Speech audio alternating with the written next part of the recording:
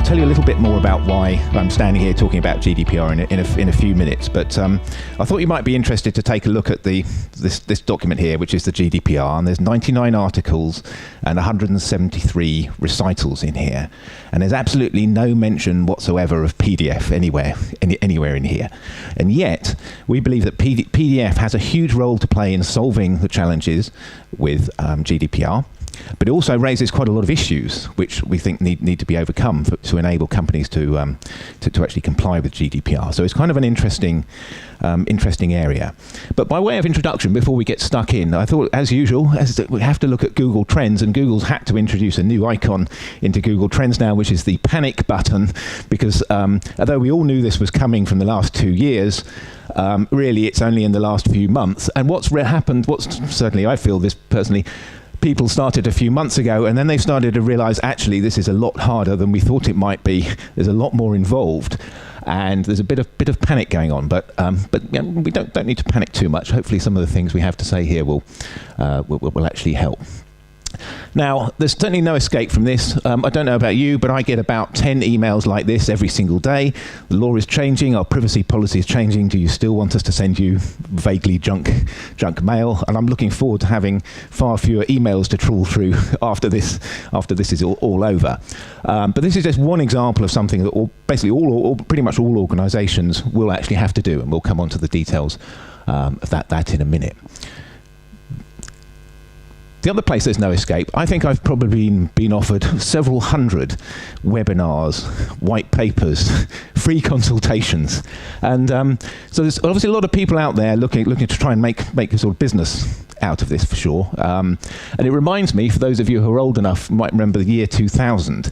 And it reminds me a bit of that in the amount of sort of consultants that would try to help people with that. But the difference, I think, with GDPR, year 2000 was really kind of do or die, basically. You had a real end date. And although 25th of May, just 10 days' time, is the implementation date, we actually think that in reality, people probably aren't going to be 100% compliant on day one, or even if they are, they'll want to actually improve some of their processes. So I think it will be an ongoing process moving forward from there. Now, what this presentation is going to focus on, because there's plenty of presentations and webinars out there purely about GDPR, and we will give an introduction to GDPR and look at a bit of GDPR in practice, but what we really want to do, most of all, is focus on the areas of intersection where PDF, the rubber hits the road really, and PDF impacts being able to be compliant with GDPR. What are the issues, and what are the great things that PDF has to offer that we think will help organizations?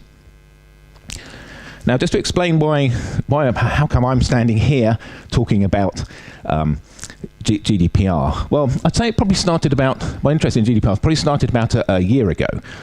At Aquaforest, we've got a number of PDF-related products, but our most popular one, certainly at the moment, is a product called Aquaforest Searchlight. And what this product does, it will actually audit collections of PDF documents. That's the first thing it does. It will identify those that are not fully text searchable, those that are partially searchable. It also identify other things, that documents that can't be read because maybe they've got passwords or corrupt or other things. And then the next thing it will do is it will take those files that need to be made fully searchable, add a text layer, and make them fully searchable. And of course, in talking to our new customers, we ask them what sort of project are you getting involved in, why have you bought our product? Well, for GDPR, one thing we know we need to do is actually be able to search all our files, and we're realizing that actually we can't do that. So having done that, we then started to sort of get quite interested in this topic. Also, knowing this conference coming up, we wanted to do some additional research. Now, there's a lot of resources out there available, but what we wanted to find ourselves was find something that was very easy to understand, quite simple, plain English, and yet did go into enough depth and point to enough authoritative references to be so you can be confident. If you actually look at this material, you can be confident that you're actually doing the right thing. And for us, at least as an English language source, we found the UK Information Commissioner site to actually be really the best and sort of most comprehensive from us. It's very easy to understand, very well laid out, and actually, importantly, it does actually reference some of the more authoritative organisations. And the most important one is what's known as the Article 29 Working Party. And this Article 29 relates to the old data protection regulation. But really, this Working Party is here to actually sort of offer guidance and interpretation, because I think as most people will agree, you can actually interpret this document in several different ways. Once you get onto points of fine detail, there can be some debate about, do you have to have a data protection officer or not, and for automated processing, exactly what the rules are. So this body has a representative from each of the EU sort of information bodies. So although it's not legally binding, it is regarded as the authoritative source, and they do produce more detailed sort of white papers. Recently they produced one on like a giant 40-page document on automated decision making. So the great thing I found with the UK Information Commissioner's side, it would point you, where relevant, at the sort of detail inside that. So I think that's definitely worth taking a look at. Okay, so what we're actually going to do now in this session, really broken up into 3 sections. Firstly, we are just going to give an overview of GDPR. And then we're actually going to sort of drill down a bit and look at a practical example. In this case, we'll be looking at an example relating to an insurance company with claims. And then we can start thinking about, well, what sort of PDF documents might be involved in processing that. And we're going to look at specifically at Article 15, which is the subject right to data access, and think, what does that mean in terms of what PDFs are going to be involved? And then we're going to actually look at the PDF issues and opportunities, what problems are there to actually try and achieve those practical steps, and what opportunities are there for PDF actually improving the output. So we'll go through this. It's a fairly dry book, but probably the main thing to notice is, firstly, okay, it was enacted 2 years ago and comes out now, but it does replace an existing regulation. There was the Data Protection Regulations of 1995. And you might ask, well, why do we have to have another set of data protection regulations? And really, you only need to look online, look in the newspaper. If I ask you the question, do you feel, if you provide your personal data online, do you feel it's secure? Do you think it's definitely accurate? Do you think it's properly used? And we know for a fact, in many cases, not. And bear in mind, the old regulation being conceived before 1995 wasn't really thinking about the internet or the way it might be used. And although some of these companies who've had data breaches may suffer reputational damage, the fine system was fairly lightweight. As an example, a couple of years ago in the UK, the telecom provider TalkTalk publicly exposed many thousands of people's personal data, but they were only fined about £400,000. Under GDPR, the equivalent fine would be £59 million. So, as well as the reputational damage, the actual fine structure is, I hope, going to take people a bit more notice. So, really, what GDPR is intended to do is really bring the existing data protection directive into the modern age. Probably one of the key things to be aware of is that an EU directive is not actually binding on the individual member states. They can choose to interpret it in its own way, whereas regulations are binding, so everyone does have to comply with this. And what this means actually is that although the work you need to do to reach GDPR will actually vary according to which country you're in and which rules you've decided to comply. It may be that the UK rules are different from the German rules, but the good thing is going forward, everyone actually has to sort of operate that in the same way.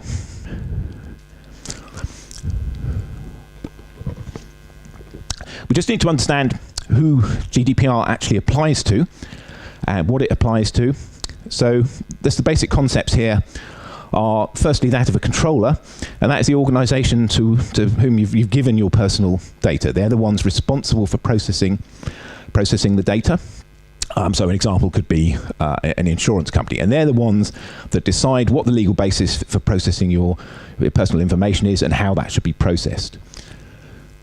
For the first time, compared with the previous regulation, processors are also specifically given responsibility. So a processor, for example, a service bureau, or very often a cloud service provider, is responsible for processing or storing that data. So they also have responsibilities.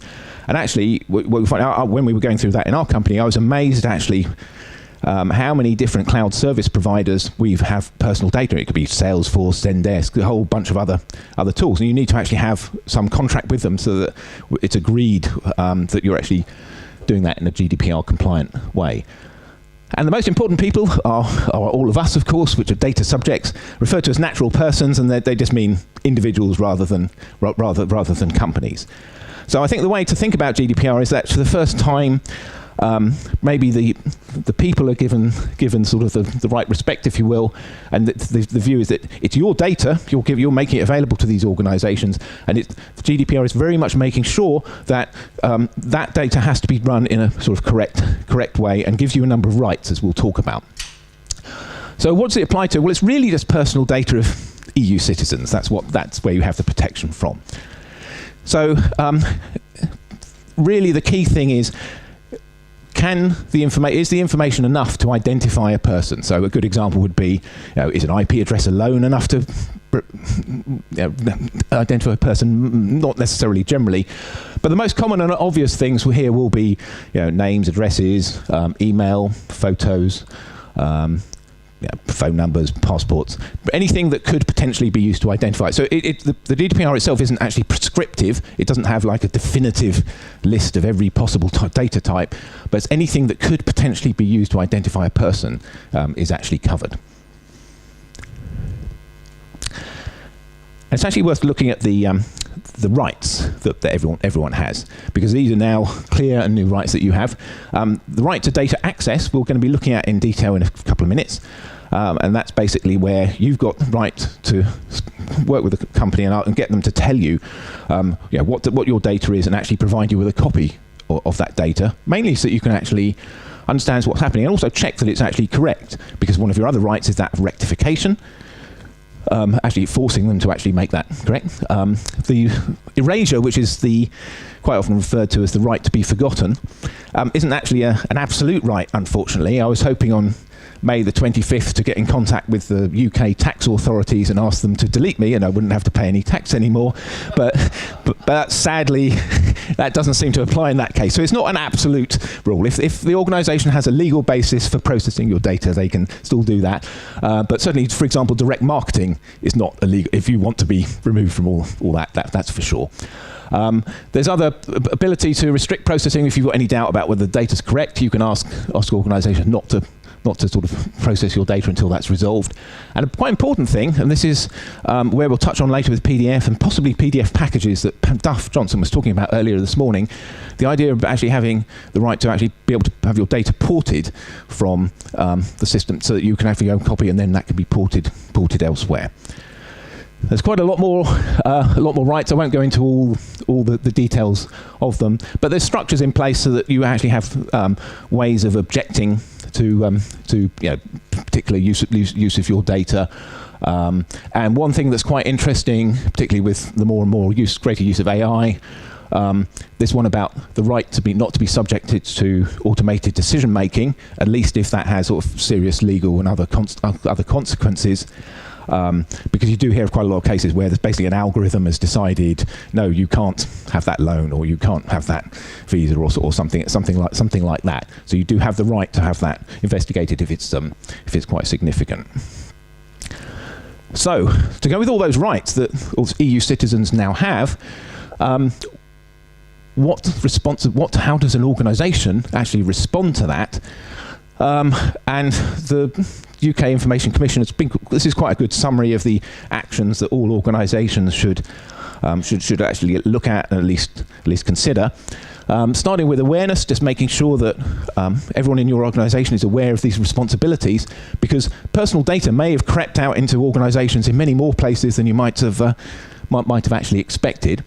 And it may well be worth doing an information audit. So actually, are you able to identify within your organisation all the places where personal data is held?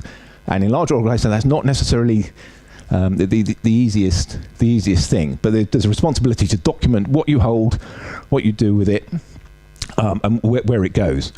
This point about privacy notices, we've seen plenty of those. We all receive these new privacy notice emails. And that's one example of something where, because the rules around consent have changed, there is a need for everyone to really get you to say, yes, I really do want you to send me emails, for examples. And all of these rights that we talked about, an organisation is actually going to have a process to actually support those.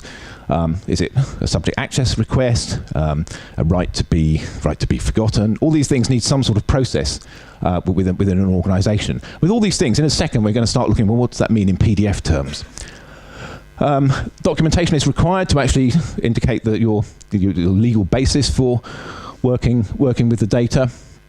The new special rules about children, it might be as simple as just making sure that you only take the data of people of a certain age, but or at least make sure you know what ages your contacts are. There's much stricter rules around data breaches, because this is one of the biggest problems that actually occurred. So you just need to make sure there is a documented process. GDPR insists has various time limits that you need to comply to, but the main thing is to make sure you know you have a process to go through. This point here about the Code of Practice and Guidance, this is where it's definitely worth keeping up to date with that sort of Article 29 working party if responsible for it, because this is new. There's no case law. It's still open to some interpretation, so it's worth keeping track of what the current views are.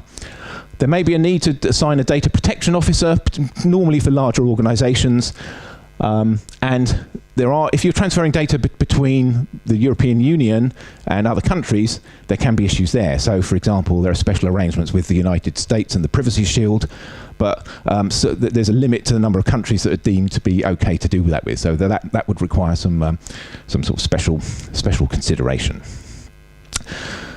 Okay, so that's really covered off. That's basically the summary of GDPR. So what we want to look at now is a practical example, because I think it's better to actually look at that, and then we can start trying to relate this to PDF. So the example I think that's quite helpful to think about is, just think of an insurance company trying to deal with an insurance claim. There are going to be claim forms. There might be, if someone's had some injury and needed medical treatment, there might be doctor's reports. There might be police reports about the accident.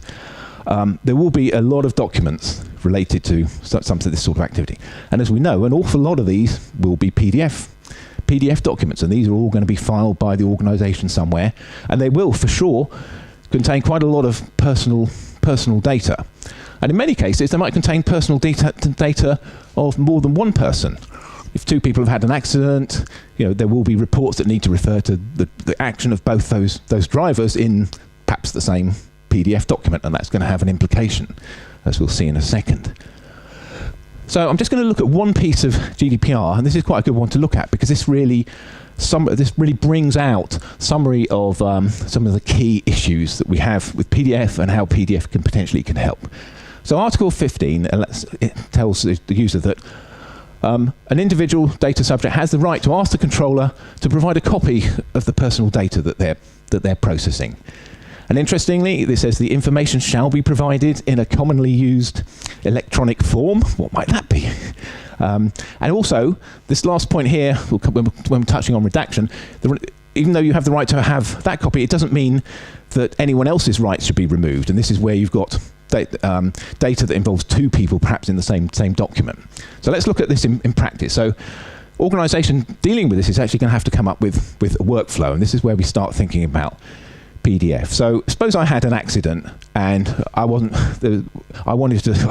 really happy with maybe the way the claims processing was going. I would actually have the right to ask that insurance company give me all the data I need to see all that information that you're using to process this claim. So step one is actually just making that request. Now, of course, there needs to be some security process to make sure that I'm actually identified properly, and it isn't just, because there's one risk of we don't want to have spurious data requests of me asking for Thomas's personal information elsewhere. So there needs to be obviously an identity action. And then once we've done that, okay, then we're into PDF processing in one way or another. So the first thing we have to do, if we've asked for that data access, we actually have to find all that personal data that's being processed. So what that means is we're going to have to find the set of documents, maybe data out of databases, a variety of sorts, based on the name, the policy number, maybe the claim ID. There may be separate, maybe police reports with different reference numbers. There could be a whole different ways, number of different ways we actually need to search for these files. And once we're happy that we've got all the files we need, there then needs to be a review process, because there may be some documents that you can't release for legal purposes. There may very well be a need to redact some of the data on some of the documents. You know, particularly if I have an accident with Thomas, maybe both of us are mentioned in the same document, and maybe it talks about medical issues. Well, it wouldn't be appropriate for me to have a copy of any of that sort of information about Thomas, for example. So how are we actually going to redact that and deal with that in a manageable way? Now, PDF is great at solving that. So that's one area I think PDF is fantastic for helping. And another area where I think PDF is fantastic for helping is actually releasing that set of data, because we're then responsible for giving the user that data in a commonly used electronic format. So of those issues that we're actually looking at here, I think this brings up four key issues around PDFs and GDPR. This is what we're going to concentrate. The first one is findability. So we can see with these kind of requests, it actually is imperative that we can actually find all the PDF documents that are relevant for these kind of access requests and processing. It's critical before we can release things that we can redact things in a proper way. Security we'll cover off, but the whole security and data breach area and various other aspects will come up, and PDF has got a big part to play in that too. And we're very interested in terms of the packaging, providing this almost like a case file. I think something we could do today, but I think I'd like to sort of explore Duff's sort of PDF package idea as a possible way forward for that. So GDPR does require PDF findability. We know that for the first time. And actually, a couple of years ago, I did give a presentation. I think it was the top 10 reasons why you can't find out PDF. So I'm not going to go through the whole thing, but I'm just going to quickly go through some quite important points of, I've got 13 reasons here why you might not be able to find the PDF that you're actually looking for. And it's worth being aware of all these and think whether any of these are important to you. Now, firstly, we just need to sort of explain, if within an organization, if you're searching for PDF files, obviously different organizations will have different search systems, index systems. But the principle, whatever they are, the principle is basically the same. There'll be some kind of crawler, and this is responsible for identifying which files need to be looked at and actually parsing the PDF files. So that's essentially a text extraction problem, but it's not just about extracting text. And what you actually use to do that extraction varies hugely. If you're using the Microsoft PDF format handler, it might just extract the text. But if you're using the Adobe iFilter, maybe it can also extract XMP metadata. Maybe it can extract annotations. Maybe it can extract a whole bunch of other things. And the question will be, are they important things to be able to actually search on? And once it's done those, it will actually then index that and provide that as a facility of search to the user. So there are three different things there that actually affect the findability of PDF. One is the PDF itself. We'll look at some examples of issues with PDFs. The second one is what you actually use to parse the PDF with. And then the final thing is, what do you use to do the search? And sadly, even if with the same PDF set of files, you may get different results with different search technologies. So you need to decide whether that's important to you in your GDPR compliance. Right, okay, so we're just going to spin through the most common reasons. We've got 13 reasons here why you might not be able to find that PDF. Number one is the most common one, an image PDF, where the PDF itself is actually purely an image. I noticed from Duff's statistics talk yesterday, even this year, there's still, according to the Adobe statistics, still about 24% of PDF files still fall into that category.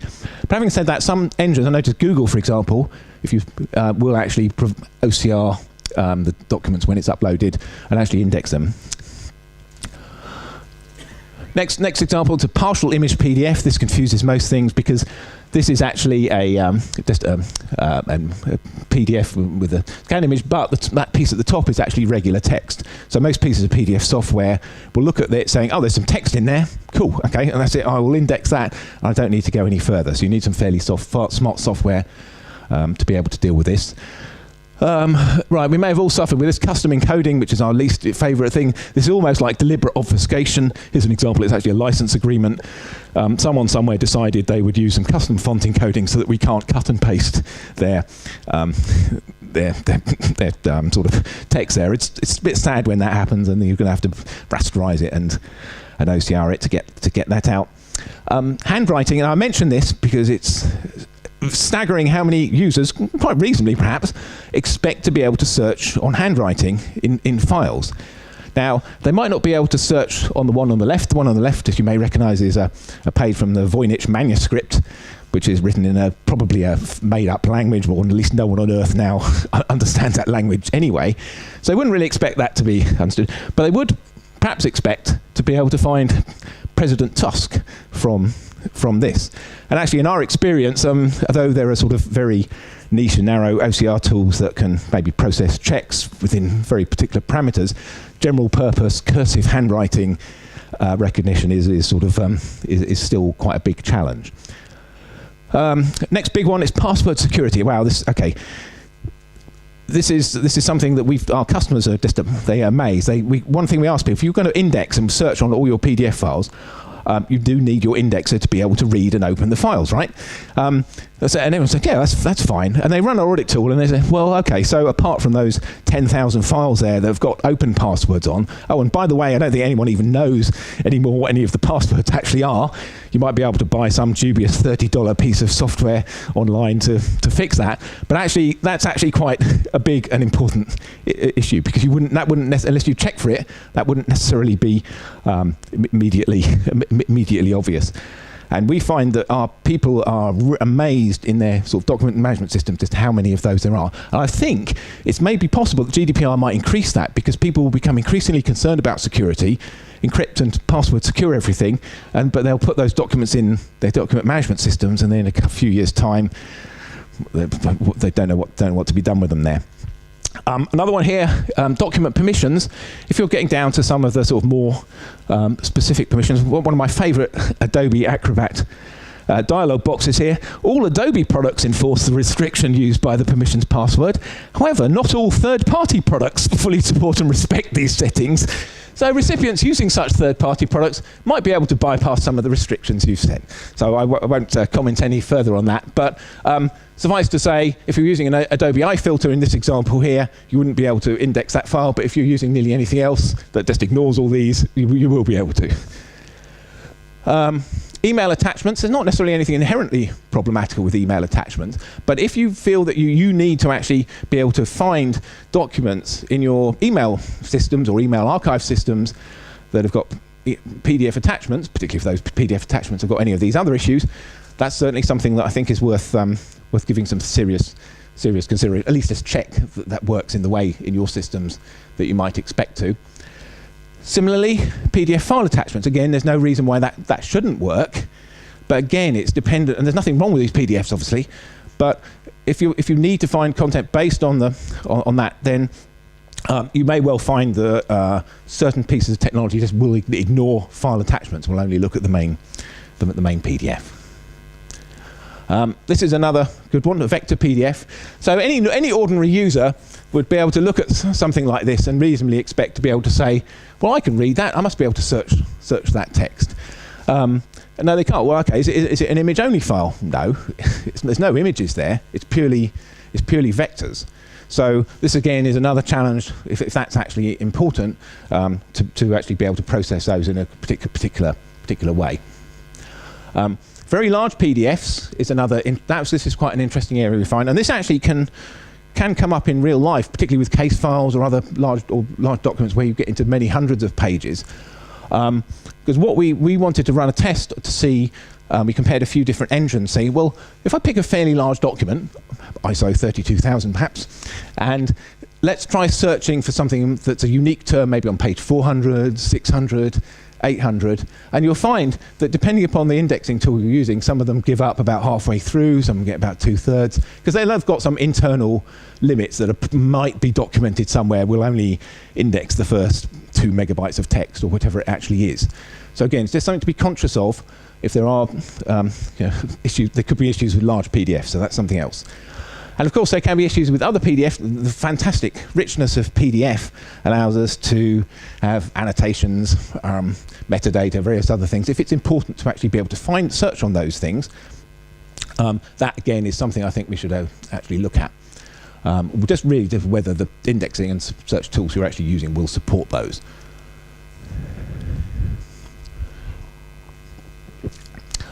PDF forms is another perfectly good example. Again, there's no reason why this shouldn't be searchable, but again, in our experience, different sort of PDF format handlers or others may or may not be able to read these. Again, just check. I think the final one example here, there's nothing particularly wrong with this PDF, but this is a good example of a bad PDF is a really good example of unpredictability. Because there's nothing. The only thing wrong with this PDF is it's got a page count of 0 rather than the correct number. Now, probably actually most 2 out of 3 libraries don't have a problem with that. But obviously, if your library happens to have a problem with that, or the library that's being used in your indexer, then that will fail. So again, there's some benefit to be had from sort of finding ways of actually validating that. So as you can see, there's quite a few issues that can come up with PDFs that would mean that users did not get the search results they might have expected. So what I'd suggest to everyone, I think the best way to deal with this is really firstly just review the requirements. There's no point getting too stressed about having to be able to search annotations if that really isn't actually a requirement. So do that. There also needs to be some user education about what is and isn't possible. But I think it's certainly worth some sort of audit of all your content to ensure that it is, in the way that you expect within your organisation, searchable and manageable. And bear in mind, there's, sometimes maybe text search isn't the only way. Even metadata, manually adding metadata, will cover a lot of cases. So it doesn't always have to be solved by this. And actually, importantly, and this is the one thing that's quite easy to forget, is actually reviewing the search platform and technologies that you actually are using in your environment. Now, the second big issue that will come up, definitely, and PDF is great for this, and I know I won't go into this in too much detail because I know the next session in here is about redaction, but certainly the main message is, of course, done correctly, redaction in PDF is probably the best available solution. So for the requirements within GDPR that mean we need to issue redacted versions of documents, PDF is obviously the best solution in my mind. There's a good opportunity there for any PDF vendors of redaction tools if they're not already. So if I was marking those, I'd certainly look around that area. Now, GDPR is not prescriptive about security, but it certainly makes it clear that any sort of breach is very serious. Now, PDF, I suppose, is really just one part of an organisation's data set. There are many different ways that hackers might be able to break in, but I think it's something that's worth everyone thinking about. Is how do you want to deal with the security actually of the PDF files themselves in your environment. Also, bearing in mind the slight challenge this then has with the findability of those same documents. There isn't necessarily one answer to this. I think it's really just I think the whole security thing is definitely worth sort of putting a little bit of time and effort and actually thinking about.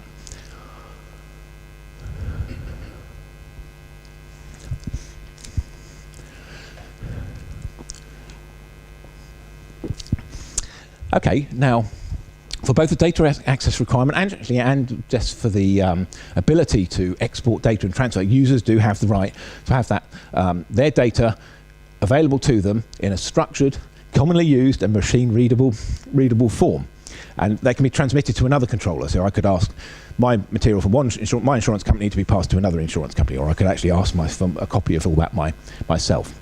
So what I don't know, what sort of formats might be appropriate for this? Perhaps it might just be a bunch of XML, CSV, or HTML, some Word documents and images, or perhaps PDF is really the answer. There, I certainly think it ought to be, because taken together, the PDF capabilities really solves this problem of actually being able to collect everything that's needed together, whether it's the metadata, the set of associated files, so you can have different files together. Actually, great navigation and accessibility. Redaction is a key issue. The ability to have both images and regular content, no problem, coupled with the security. I think there's it certainly would appear to be the ideal solution. And you remember earlier on this morning, Duff Johnson was talking about PDF packages as really a proposal moving forward. It's something that's perfectly achievable with all the existing technology, but it would just help to have some industry momentum behind it. So I know that will come up, be sort of talked about again this afternoon. There might be, and Zugfurt was one kind of prototypical example of that, as Duff actually said. But I think there's quite a lot of mileage in that, and I think Duff is trying to set up a technical working group looking at this area, which will actually be very interesting, I think. Okay, so just to summarise, we've covered some GDPR stuff, but really what we've tried to focus on is where the intersection of GDPR and PDF is, and what we think the key areas here are. We think findability, redaction, security, and PDF package are really the key areas to be looked at. And I think it would be a benefit. And I think there's both messages for sort of user organisations, but also I think there's opportunities for the great things that PDF can actually do to help solve some of these problems. Okay, thank you for listening. I hope that was useful. I'm happy to take any questions.